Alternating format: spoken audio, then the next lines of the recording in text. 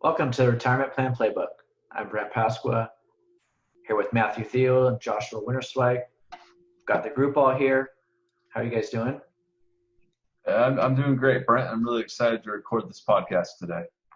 So we're on episode 30, and today's topic is the best strategies to sell your business. Just wanted to start by asking a question. Baseball just started, and basketball is starting soon. What are your thoughts on sports right now? You forgot hockey, man. Hockey starts on Saturday too. Yeah, so sports are back. I'm loving life. My wife's not that happy because we just watch baseball every night and soon to be basketball and hockey. So the days of streaming Netflix are over in my household. I was not as excited for baseball this year, probably because of the COVID and everything that's going on. But like really excited for basketball to start up. I think just because the Lakers, were paused at such a crucial time. They were doing so well right before the pause for this season. So, but excited. I'm in the same boat as you, Matt, too. My wife's upset that sports are on the TV all day now and all night, and I think she's getting sick of it. I think I think there's a lot of reasons why to be excited about sports. I mean, not only was it gone for so long, but then there's these new styles of how we're doing this season. So there's so many unknowns. Basketball is, I still don't quite understand it, but it sounds like it's a tournament. And then hockey's going to be, I think, a tournament, right, Matt? Yeah, I'm not quite sure what hockey's doing. All I know is hockey has the smartest TV schedule. I think what they're doing is they're showing a game every 3 hours, so no games will compete against each other. Smart. Which is kind of cool. So you could do a marathon. Right. And then baseball is just on an island, always. And they can't even get through one weekend with the team, sweeping through COVID. So it seems like basketball, MLS, hockey, they've all done it the right way. And then there's baseball. Yeah. They always got to do their own way. They can't change for anybody. It's that old traditional sport, I guess, huh? Yeah, but it's fun to watch, and I'm glad it's on TV. And so at least we have some sports starting up and excited for what's coming. Let's start with the hot take headlines. A question I have is the 60-40 traditional portfolio dead? It's been talked about a lot lately. I've seen a lot of articles on it. Matt, let's start with you. What's your thoughts? Brent, they wrote these articles in 2010, and the 60 portfolio has done really well since then. And the thing with the 60-40 portfolio is it's really created to do two things. One, the 40, the bonds, is created to give you stability in retirement, create that income, right? On the 60, the stock is for the growth. And unless you really think, bonds are going to return negative for a 10-year period, then no, the 60-40 portfolio is not dead. It's still alive and kicking. And during the sell-off, it only dropped by 20%. So no, it's still alive. It's still kicking. It's still the best portfolio for retirees. I think it's just easy to say with bond yields being so low, right? Like that's where it's a lot of the headlines, driving from is bond yields are very low. They're predicted to be low going forward. But again, with portfolios, we're not just only thinking about the short term. And we've seen the track record of the 60-40 portfolio. Like 82% of the time, it has positive rates of return. And so, looking at it just in a very small time frame, I think is, easy to say that it's dead. But I think I'm with you, Matt. I don't think the 60 portfolio is dead. I think it does serve a great purpose. It has one of the best track records over the last 50 years. And I think it's still a really great tool for investors for not only now, but the future and retirement. And you guys can correct me if I'm wrong, but part of this is being led by some of the analysts predicting that stocks over the next 10 years aren't going to do as well as stocks have done during previous decades, which means that with bonds rates being so low and potentially stocks not doing so well over the next decade, that expected rates of return are going to drop to a level that's so minimal that could impact, let's say if you had a portfolio, you're retired and taking a 4% withdrawal rate, that could actually affect how long your money lasts. So do you believe that some of those predictions over the next decade that stocks would actually be or have its lower expected rates of return? Because we know bonds are in a different environment. I mean, that could be true. We could get lower expected returns from stocks, and it might be a little bit more difficult for retirees to get that income. But the 4% withdrawal rate, I mean, take your money and times it by 25, so 25 years of retirement, that's 4%. Right. You don't have to earn any interest. Yeah. So I don't know. I feel like a lot of times they do this to get clicks or sell products. Yeah, one of the articles I was reading on the 60/40 portfolio being dead had an estimated stock rate of return of 4.2 over the next 30 years. Right. Gosh. Like, come on, guys. Yeah, it's interesting to see these predictions. I mean, predictions, as we know, as we've been dealing with sort of this year, people will write and say just about anything to get some extra clicks or to get noticed. So this may be another one. I don't believe either that 60/40 is dead. I understand the concept behind it and what people are saying, but I don't think these predictions are generally, that accurate. Let's move on. So demand for guns is currently off the charts, especially with first-time buyers. What's your take right now on the push for guns? Josh, let's start with you. It makes sense. I think that's my take. With all of the again with headlines and kind of the public's outreach about defunding the police and people just feeling unsafe, I think that the demand for guns just makes sense.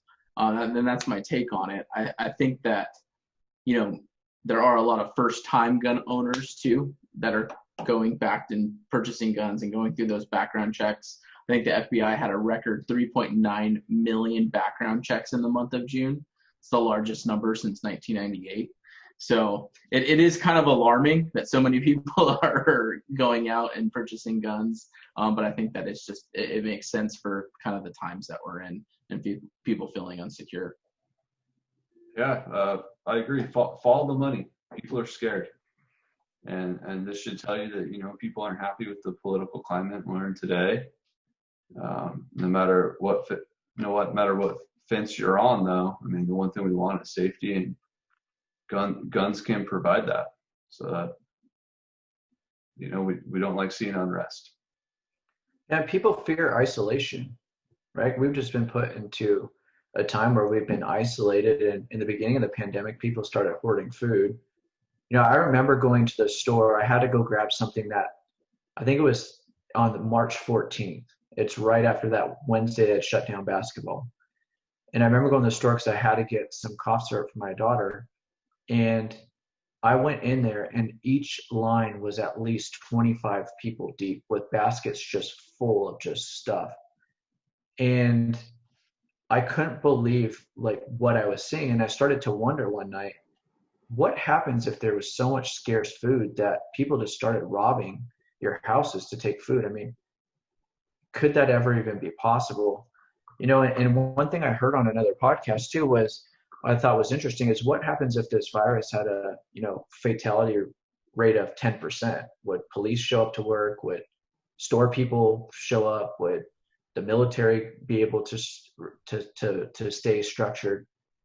I mean, that leads into a lot of other things. Now, I'm not big on conspiracy, but I can understand why people start to have these fears nowadays. Yeah. There's just so much uncertainty and so much unknown that drives that fear. Last one. Have either of you ever heard of GPT-3? I hope we're saying that right, because we're not tech guys. Let's put that out there right now. I guess I'll start here. I didn't hear about this until Matt, you came up with this headline for the show today, and I had no idea what that was until I Googled it and did some research on my own. So my take on this is, before this podcast, I had no idea what GPT-3 was. It's bananas, isn't it? Yeah, and because I didn't know what it was either. And once I started watching some of the videos on it, it's pretty interesting. So maybe let's have you describe it, because I don't even know if I could describe it correctly. I'm not even technical, but I'll take a shot. a bunch of smart people, I believe Elon Musk is involved, have created this software language called OpenAI, and this GPT-3, I think, is some kind of generator where you tell the software what you want it to do, and it does it for you. For example, if I said, teach me how to paint a flower, I've seen online where it comes out with step-by-step instructions on how to paint a flower. If I put a paragraph in and say, turn this into legal speak, right, like how a lawyer would write, it could turn it into a legal language. Right, and you can have it something like you could have a topic on a book that you want to write, and you just write out some of the basic topics, and it could basically write a whole book for you. Yeah, exactly. It's insane. I thought that was really fascinating that, like, because it continues to adapt on its own. Like a lot of like the artificial intelligence, like we have to continue train it, but like it's constantly adapting to your own language and like its language. I thought that was kind of crazy when I read that. I don't know if I explained that perfectly, But you could see how it could really change business and even podcasts. Because if, let's say, you wanted to do a topic, you put the topic and the contents in there, it could literally produce maybe a voice animated podcast for you. Mm-hmm. Oh, yeah, absolutely. And then to go back to the 60/40 real quick, stuff like this is why I think you should be bullish on stocks, man. Like, they're literally creating software that does, the most rudimentary jobs, and now it's starting to do the most detailed and hard jobs. Like, wait till companies get a hold of this, wait till more smart people get this in their hands, and imagine what they're going to create. Yeah, absolutely. I mean, be able just to create business memos and emails and things like that, where you could write some of just the basic stuff what you need, and it puts the descriptions in there. That's pretty fascinating to think of what they could possibly do with this. I know it sounds like there's been a lot of advancements, but it seems like there's a lot still needs to be done. But it sounds like it's taking off though. The next 10 years are going to be pretty wild on this AI software front for sure. I agree. All right, let's get into the retirement planning corner. This topic today is a little bit different than our traditional retirement planning topics. We're going to be talking about the best strategies to use to sell your business. And there's really actually only 8 different ways that you can transfer or sell your business. Today, we're going to go through all 8 different ways and some of the reasons why people would choose those ways to sell their business. And it's pretty fascinating if you start to think about, as you've built your business up, what are the ways that you can actually exit that business and extract the value of that business out of it, but also in a way that is keeping your dream alive in the way that you've wanted to either sell it and walk away from it. So let's talk about option number 1. The first and one of the most common ways to sell your business is to transfer the company to a family member.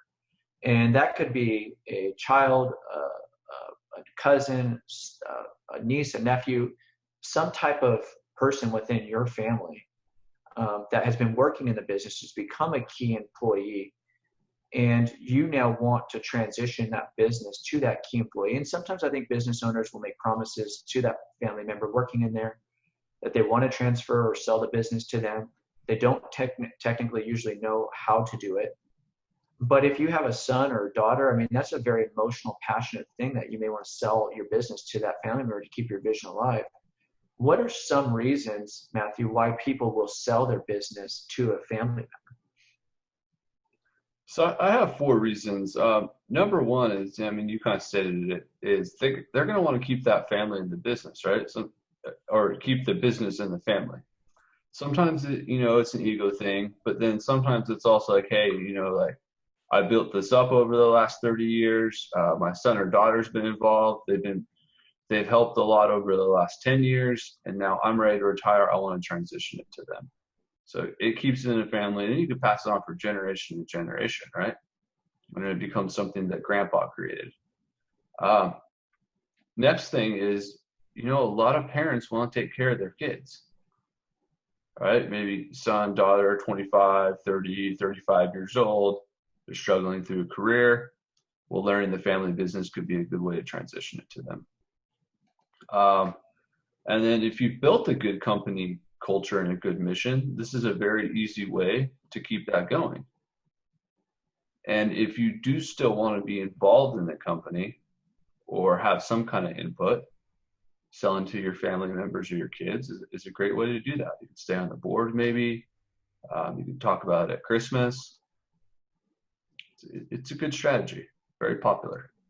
Yeah, and a lot of people I'm sure feel very passionate about their son or daughter working inside of their business, and they want to keep that family business going. And it, not everybody's just ready to retire at that moment. It does allow them to stay in the business or slightly watch over it as the son, daughter, family members taking over, correct? Yes, absolutely.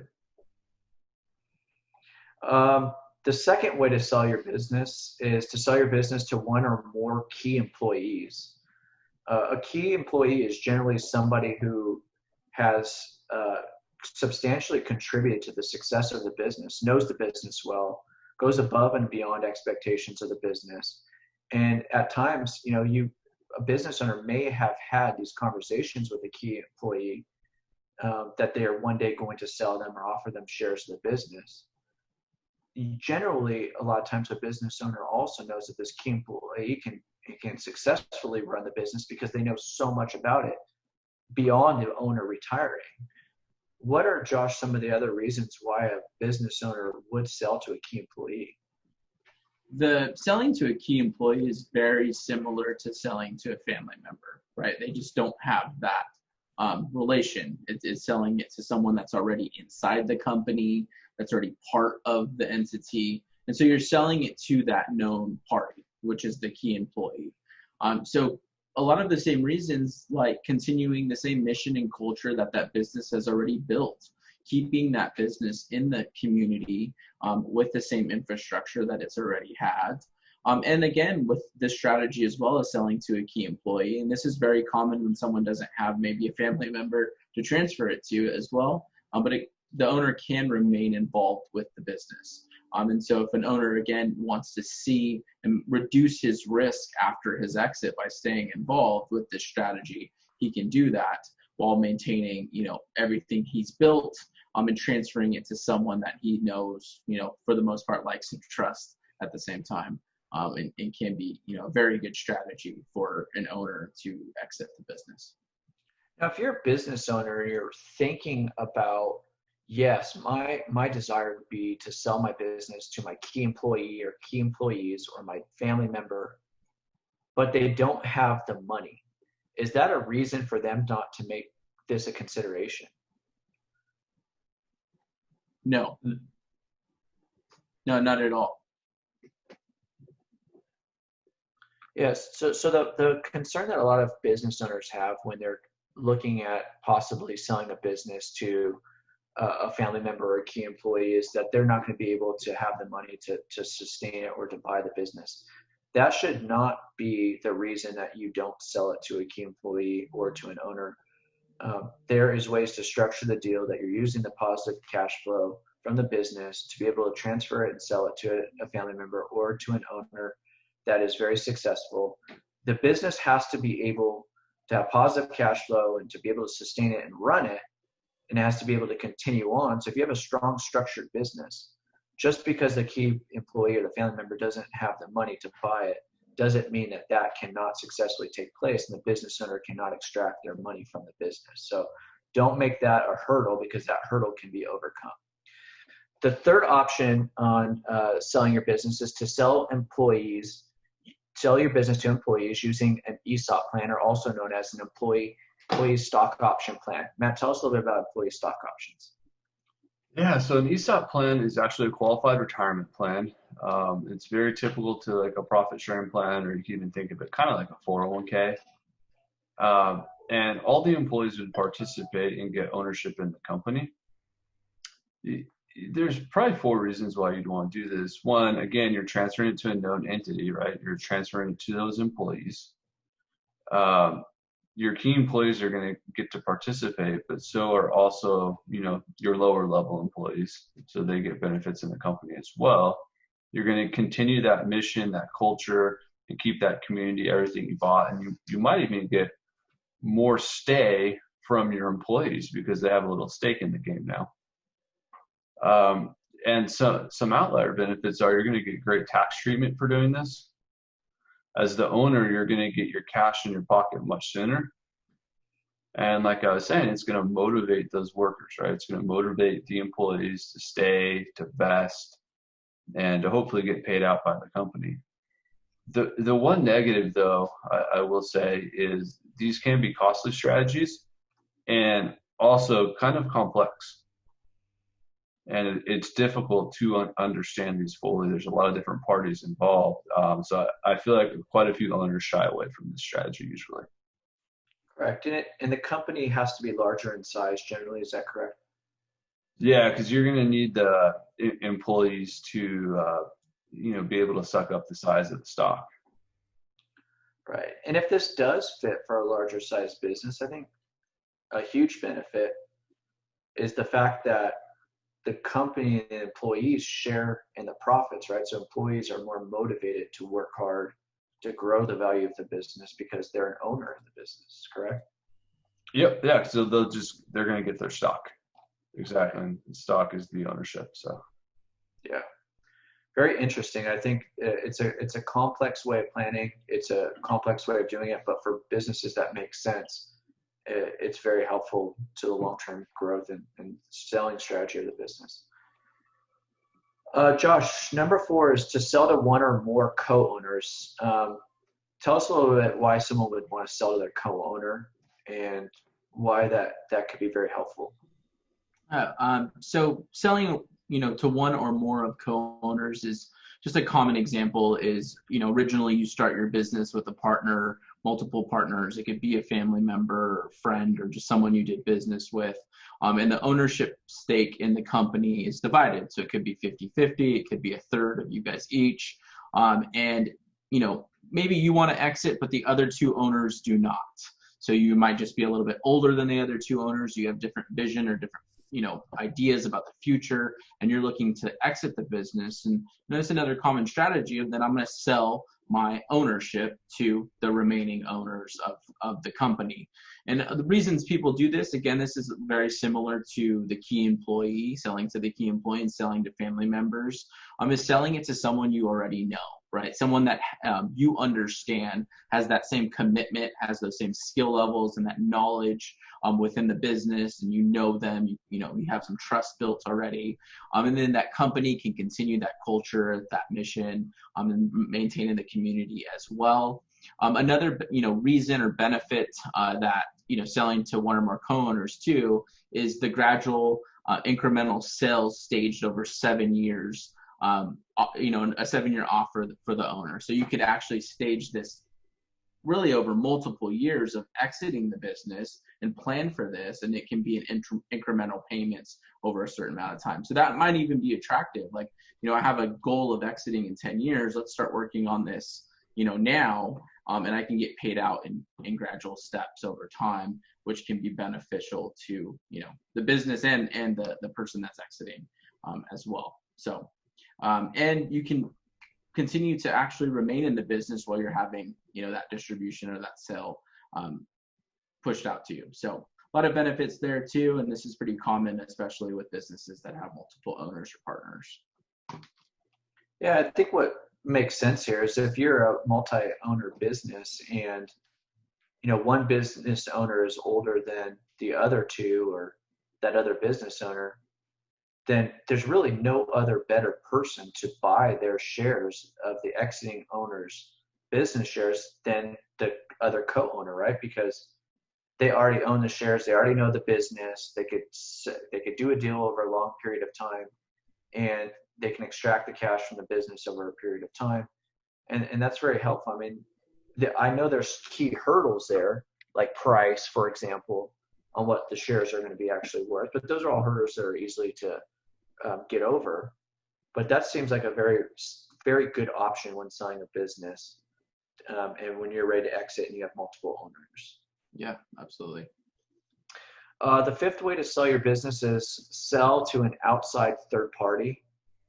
Um, Give us an example, Matt, and some reasons why you'd want to sell to an outside third party.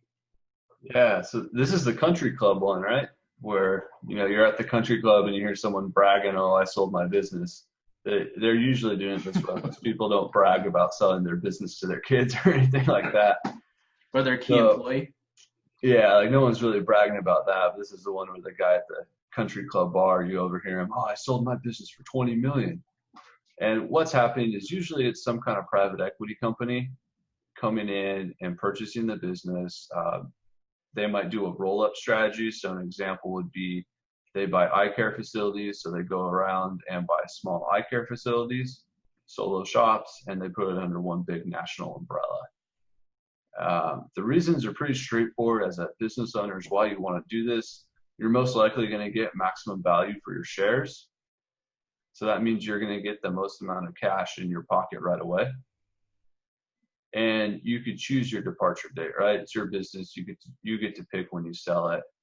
Um, I feel like most people come to us and say, "Hey, I want to do, an outside third party sale." And it's probably because they've heard about it from someone they've come across throughout their career. Right, and I think a lot of businesses see this as the only option to sell their business, right? They see it, this is primary option number one, sell it to a third party, correct? Yeah, that's a great point. And they don't understand how the other ways could work. Right, and I think a survey study that was done said that 60% of all business owners prefer not to sell it as a third party, though, because of the other reasons why you listed it as a benefit to selling it to a family member or to a key employee or to another owner to keep the vision, the culture, everything alive. Not very many business owners just want to sell their whole vision, the culture that they've created to what they think is just, a big conglomerate that's going to change their culture. And they work Yeah. so hard their whole life to build this business, and you've created, which is most likely like your baby. You've watched it grow, and now it's finally blossomed, and you're at a point where you're exiting and in a position to sell and move on to that next step. But you don't want to see it torn down to the ground. And so I think that's probably where that statistic comes from a lot. And I also feel like just the media and society says, like, when you sell your business, it's being sold completely to someone else. Like, just naturally that thought is generated just within our society that, like, when you exit your business, you're selling it to, another business in your industry, or, like Matt said, a private equity, to get that big payday and that big, paycheck and have that departure date set. So I think that mentality is kind of just built over time within our society. Yeah, and I think with an internal sale versus an external third party sale, I mean, the difference between the owner being at work one day and then completely retired the next versus, an internal sale where maybe the owner still has his feet in the doors and still overseeing it, like you said, on the board and things like that. A business owner, every business owner, I'm sure, has some kind of goals or desires of what they want to do in their next step. Third party sale is almost like transaction check, and then they're departing. So not always really the best option. There's a lot of options, but a third party sale is the most thought out decision in terms of that's what most people think they're going to do. Option number 6 of the 8 ways to sell your business is to engage in an initial public offering, or also known as an IPO. Example of a more recent one would be Uber going public. Let's talk a little bit about this, Josh, and what are some of the reasons that people to do an IPO, and are these very common? Yeah, not very common at all. I mean, there's a lot of variables that go into a company actually exiting or, leaving the business through an IPO offering. So this rarely occurs.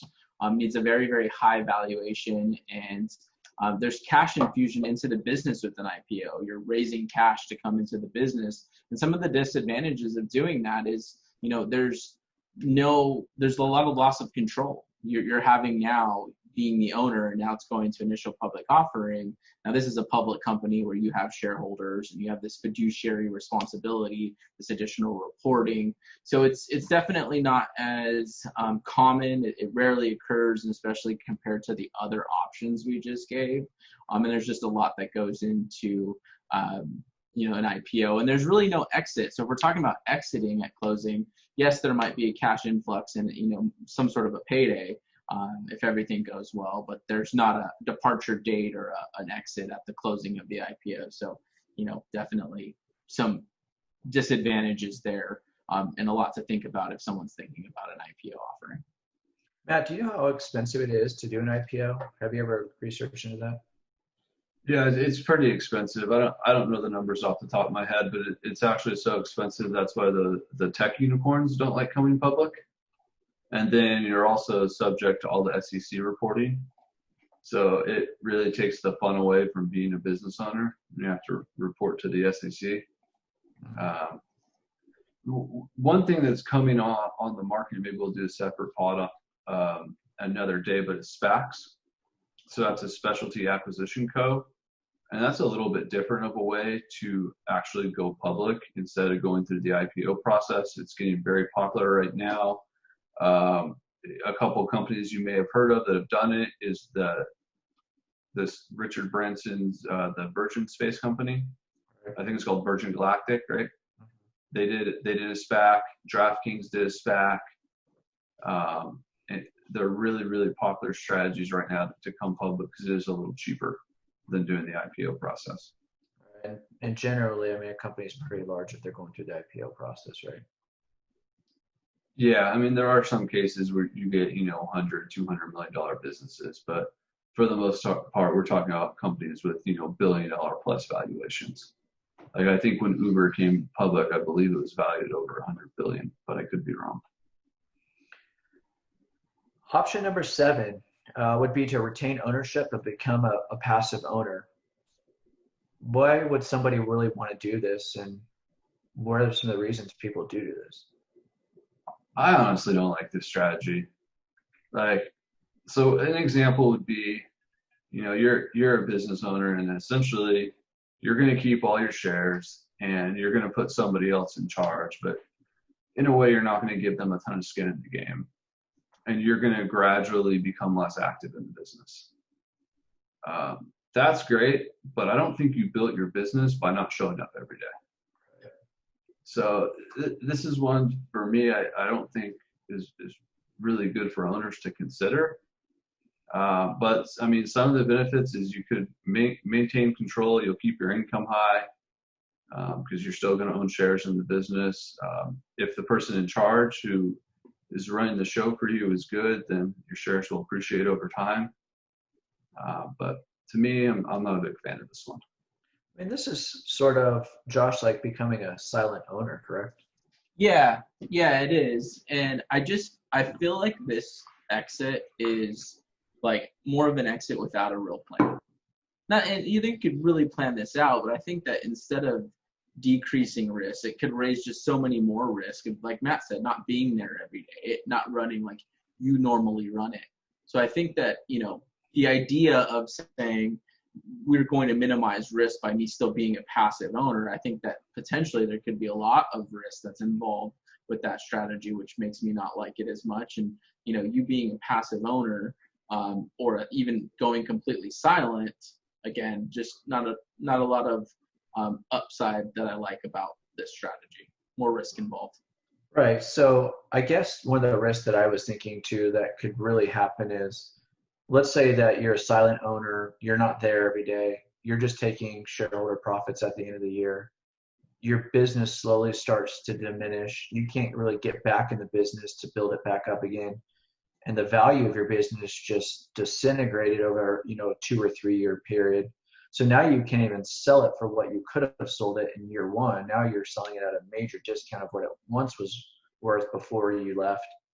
And you thought you were doing a good thing because you still got your shareholder distributions, but the business value just completely just dropped. And it's hard to evaluate the effect it has on like your employees, right? Like Sure. Your managers, your employees. Like how do you really evaluate that when you're no longer actively in the business every day? Right. how does that affect the value and the projection of the business going forward too? Right. And then you'd worry about your employees leaving to competitors and things like that. Not being motivated. Yeah. So yeah, I agree. I don't think, Matt, like you said in the beginning, I don't believe this is one of the best options of the 8, but it is an option out there.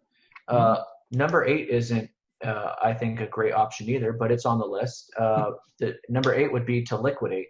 So tell us a little bit about what liquidating your business might do for you. That's simple. Just sell the assets. You're selling all of the assets, and this is really common when give an example of when an owner would liquidate a business is a health event, right? There's a traumatic health event where we have to quickly come up with the cash, the some sort of cash asset value from the business that's left. So a health event is just what pops into my mind first. If someone becomes very sick, we have to liquidate, the assets to pay for, whatever is needed to be paid for at that time for the owner, because all of the equities within the business. And also, really the reason just there's no other real option for the owner at that point. So if they've looked at all of those 7 other options and they're not obtainable, liquidate is that final strategy of we just have to sell the assets and the business is no longer. Yeah. Sorry. Go ahead. I was going to say it's a strategy for people who don't have a business that's very valuable, where their assets are probably slightly more valuable than their business is worth. Yeah, the one thing that it makes me think of too, and no business really is built up just so one day they could just liquidate the assets that they've purchased. Unfortunately, it is one of those ways that a business gets sold. If the business owner, let's say, passes away, and the spouse doesn't really know how to run the business, and there's not enough key employees that can sustain and run the business, and key employees start to leave, liquidating your business becomes really the only option. I've heard and seen this happen a few different times, just throughout things that I've read of businesses that had to liquidate because of somebody passing away. And that is very dramatic. You build a business up to have such a hopefully decent worth or value, and then you're having to just have the spouse sell it and liquidate it just because there's a health event like this. It's an option that usually has to be done when there's not proper planning in place. Would you agree? Yes. Yeah, when you were saying that, that's what I was thinking. There was no plan in place, and we waited too long. Yeah. Liquidate should not be the best option. I think the options of doing an internal sale or an external sale to a third party make the most sense. But like I said in the beginning, don't make money the issue of the reason you select the option the way you do to sell the business. There's lots of ways to make these options work by just structuring the business correctly and having a plan going into the sales process. We work with a lot of clients on selling their business and creating these strategies, and they work. They've worked for time and time again. They work, and there's ways to sell your business that way. RPA recommends, one of my favorite parts of the show. Josh, I remember the last show you had something for us. Was a continuation of mine. Are you doing that one today, or you got something? Yeah. I was ready for you in the recommendation today. So last time, just to refresh, if no one listened to the last podcast that's listening to this recommends, Brent said that he recommends looking up discount codes when he's shopping online because he's just saved a lot of money. Well, I found a really good tool for you, Brent, that I've been using. This is my recommends. It's called Honey, and it's an extension on your internet browser. So you download it, and what it does is when you're checking out, let's say you're at Nike.com, and you're checking out with the stuff in your bag, and you hit the little Honey browser extension that you can download for free, it runs all of the discount codes that users have put in their database to see if one's applicable to the items that are in your cart. So I've used it a ton. I was actually trying to look right now to see if I could find how much money I've saved using it, but I don't think it tells you that. But it's called Go ahead. So you don't have to sit there and Google search discount codes like I do for 20 minutes to find a discount code to save me $5 or $10 or $15. You could just have the app do it for you. Yeah, so you're using the technology. And so what's cool is users are putting discount codes like frequently into the database. And so, let's say it's going to give you 7 different discount codes to try to find the lowest price whenever you're checking out online. So it takes the hassle of you having to Google search the discount codes out of it. So I really like it. You should definitely try it, and on next podcast, give us an update to see if you like it. It's worked out for me well. See, this is just the difference between like your technology skills and mine. See, I took the concept of being able to want to use a coupon code and save money, but I would spend 20 minutes of trying to find the code to do it. Now your generation just knows how to pull up an app that can do it for you in 30 seconds, and then you don't have to search the entire time. I just hope that you don't wait 2 years to actually download it. Like you waited 2 years to use the recommendation of searching discount codes. Yeah. So just download that sooner than later, and then we'll be good. No, I'm on this. I'm all about saving money on these websites now. Perfect. Awesome. Matthew, what do you have for us? Well, I was recently hit with some pretty unfortunate news. Went to the doctor and got a bad health score. Since quarantine, blood pressure's just spiked like crazy. Probably, dealing with a little of that quarantine stress. Weight up, about 20, 25 pounds. So I had to make some life changes. And so I started doing, the at-home workouts a little bit more and a little harder. The company I'll recommend today is checking out Obey Fitness, OBE Fitness. They have streaming workout courses from New York City's top instructors. You get a free trial for a month. That's what I'm on right now. But in general, my recommendation is to make sure you're keeping your fitness up during quarantine. Don't pack on the pounds. Don't get the blood pressure going like I did. Good news is I started this 2.5 weeks ago. I'm down about 15 pounds. So wow, that's pretty good. But yeah, I was getting pretty large for a while. Let's just say that. And you're a pretty fit guy. Yeah, it happens fast. I mean, don't sleep on your health right now. I know people don't want to go to the doctors, but go to the doctors, get checked out, get your fitness up. Yeah, that's my recommend. I've been telling people that also, not about just keeping their fitness up, but also that working out at home wasn't what it was 5 years ago and 10 years ago. I mean, not only has Peloton changed everything, but now you have the mirror, you have in-home workouts, you have so many different options. You don't need a bunch of equipment. You don't have to think about needing a bunch of space to store a bunch of equipment. You could literally do this in front of your TV, and a lot of these you don't even need weights. Yeah, I can't even get weights, so I don't have them. Yep. But pretty cool. You do 5 classes in your first week, they send you a free resistance band. So I got a resistance band now. Oh, great. Yeah. So you're lasting longer than a 30-day trial then? I don't know. I'm still there. We'll see how it goes. So wait, golf's not an exercise then? Golf wasn't working for the only exercise of the week. No, it wasn't. Unfortunately, if you have a couple beers before or after your golf game and you get out there, that increases your weight. And even my attempts to speed it up by playing ready golf just haven't quite got the heart rate where it needed to be. Yeah, you definitely play ready golf. So your Whoop band is helping keeping you in shape then too, right? Yeah, and actually my Whoop band was telling me, I learned that I wasn't even when I thought I was working out hard, I wasn't nearly working out hard enough. And the other thing that's helped with is telling me when I need to pare back my workout and not go as hard so my body can recover. Interesting. Very interesting. Yeah, I think that's a great recommend. I love it.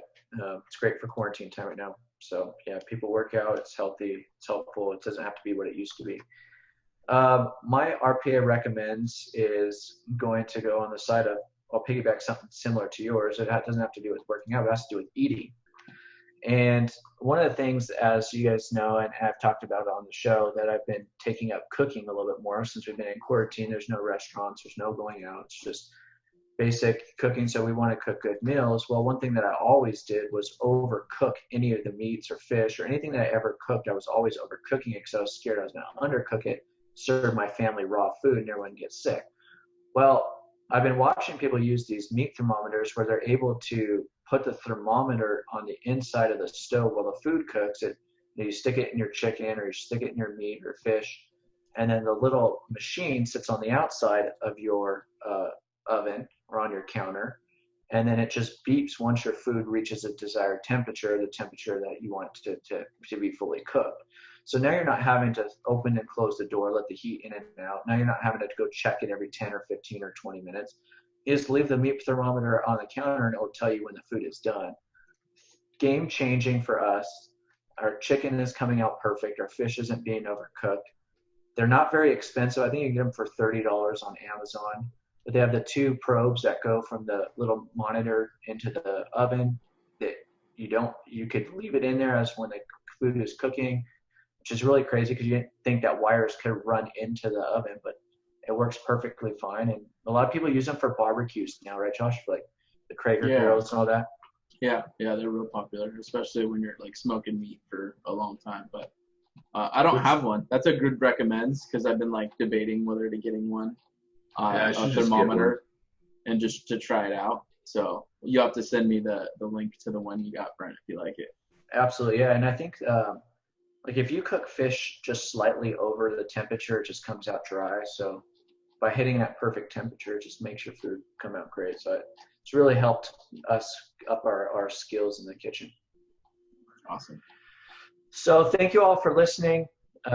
We thank you for listening to Retirement Plan Playbook. If you have any questions or want to know more about our show, please visit us at retirementplanplaybook.com. Please rate us at wherever you're downloading the podcast at. We thank you, and we'll see you next show.